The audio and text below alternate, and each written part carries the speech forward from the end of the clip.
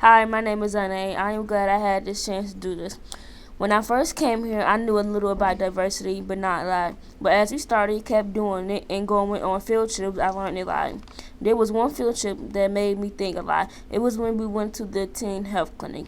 Even though the lady came on kind of high strong, she was saying a lot of true things and what is going on in our community and how we can protect ourselves.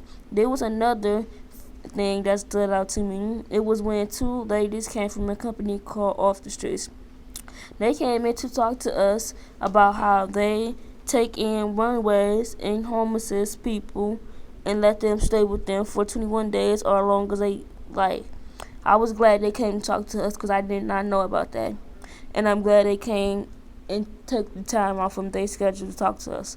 So I'm glad I had the opportunity to do this.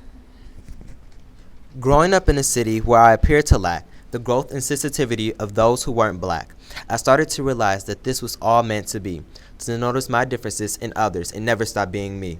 I grew up in the city of Detroit, where I continue to thrive and stop caring about stereotypes like on every other street there's a drive-by, because most of that ain't true. And if you believe it, that's you, because where I come from, I don't base my judgments of a whole race based on the actions of one person.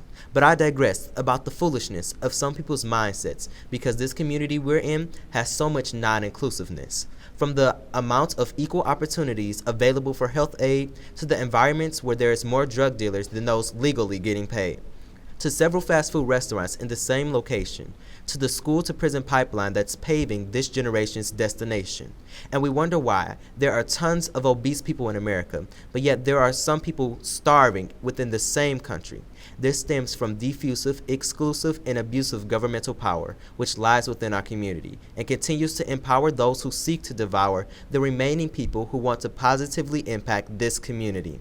But I say no, I'm not backing down. I'm not greedy like you. You can keep your bills and fame, but I just want the change. My name is Charles Hurt, and I support inclusive communities.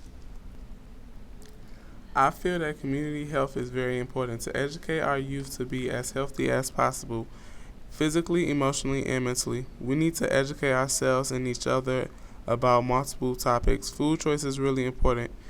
Have more teen clinics, dentist offices, LGBTQ activity centers, community gardening, recreation centers, and more healthy, safe places accessible for the community. Educate about places such as General Nutrition Corporation and limit ourselves of the fast food. Educate each other about sex. Don't force nor scare no one into abstinence, but educate them on the risk of having sex and always preach safe sex. And to always be safe. Teach each other how to love and care for one another and realize that it takes a village to raise a child, and he or she has support from someone who they can talk to anytime and feel safe. We also need more community involvement with our schools to educate the youth, not just inside the classrooms but outside. Anti-bullying campaigns to end bullying, whether it's because of gender attraction, gender roles, race, disability, social class, or anything of that nature. Everyone should feel comfortable in their own skin and not just be like this in his or her community, but take these skills somewhere else and educate everyone around your community and make the world a better place. Hi, my name is Kennedy Williams. In our community, I don't feel that teen health clinics are accessible to the youth like they should be. Yes, there are some throughout the community, but who really knows that they're there? If the youth aren't able to get the internet, how would they find out about them? You never see them on TV nor hear about them on the radio. Should they be exempt because of their lack of resources?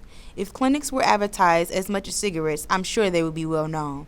These clinics are important to have for teens, especially those without insurance. The clinics could play a huge part in society if teens actually knew they were there. Knowing about these clinics could help create a healthier generation. So how can we, as fellow Detroiters, help spread the word about teen health clinics? Think about it. Hi, my name is Carnesia Sims, and what impacted me the most during the Community Health Week was the trip to Affirmations. Affirmations is a community center for LGBTQs and their allies. I like that Affirmations offer free HIV testings and youth programs that are inclusive to all.